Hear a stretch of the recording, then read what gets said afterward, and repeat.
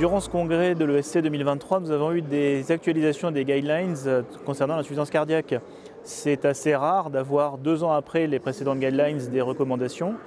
Alors cette actualisation avait pour objet d'abord de resituer un grand nombre de médicaments et au premier rang desquels les glyphosines, la dapagliflozine et l'empagliflozine, dont on savait qu'elles sont efficaces dans l'insuffisance cardiaque quelle que soit la forme, fraction d'éjection réduite, fraction d'éjection préservée et fraction d'éjection modérément réduite. Donc c'était confirmé et les recommandations actuelles positionnent ces médicaments en première ligne quelle que soit la forme d'insuffisance cardiaque.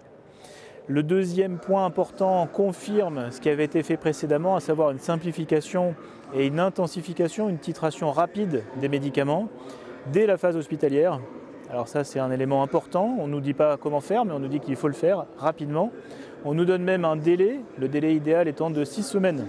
Il va donc falloir s'organiser d'une façon ou d'une autre, localement en améliorant nos systèmes de prise en charge pour pouvoir titrer rapidement les patients 6 semaines après la sortie d'hospitalisation.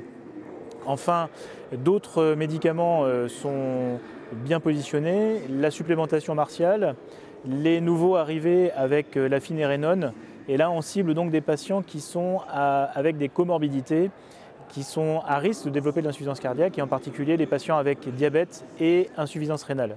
Donc ça c'est une nouveauté aussi, on intervient en amont du développement de l'insuffisance cardiaque, et puis on garde en tête bien sûr la prise en charge des comorbidités dans l'insuffisance cardiaque.